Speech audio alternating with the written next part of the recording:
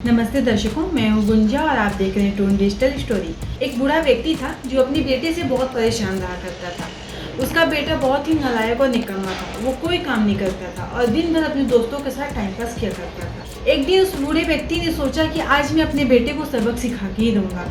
उसने अपने बेटे को बुलाया और कहा कि बेटा, वो सामने जो अलमारी दिख रही है उसमें एक घड़ी रखी हुई है, उसे निकाल कर ला।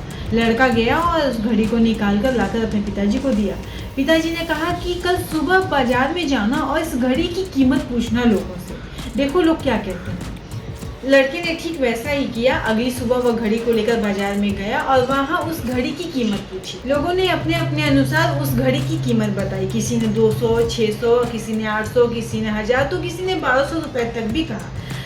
उस लड़के ने घर आकर पिताजी से कहा कि पिताजी, इस घड़ी के लोगों ने अपने अपने अनुसार दाम बताया है। किसी ने 400, किसी ने 600, किसी ने 800, किसी ने 1000, तो किसी ने 1200 रुपए भी कहा है। पिताजी ने कहा ठीक है, इस घड़ी को जहाँ से निकाले हो वहीं ले जाकर रख दो। लड़का गया और उसे उसी अलमारी में रख दिया जहाँ से उसने निकाला था। अगली सुबह फिर उसके पिताजी ने उसे बुलाया और कहा कि बेटा, उस घड़ी को वहीं से निकाल कर लाओ जहाँ तुमने रखा है। लड़का गया और अलमारी से निकाल कर उस घड़ी को लाया और पिताजी को दे दिया।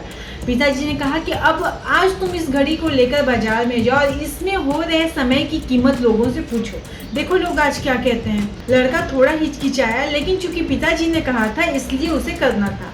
वह घड़ी को लेकर बाजार में गया और वहां उस घड़ी में हो रहे समय की कीमत लोगों से पूछी।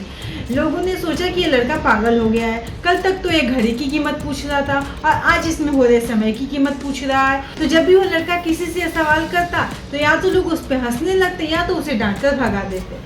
सुबह से शाम हो गई, लड़का बहुत परेशान हो गया। उसने सोचा अब क्या करूं, किससे पूछूं। फिर उसे अचानक से एक दुकान दिखाई देता है जहां एक बूढ़ा व्यक्ति बहुत बिजी था। वह वहां गया और उस बूढ़े व्यक्ति से पूछा कि बाबा, इसमें हो रहे समय की क्या कीमत है।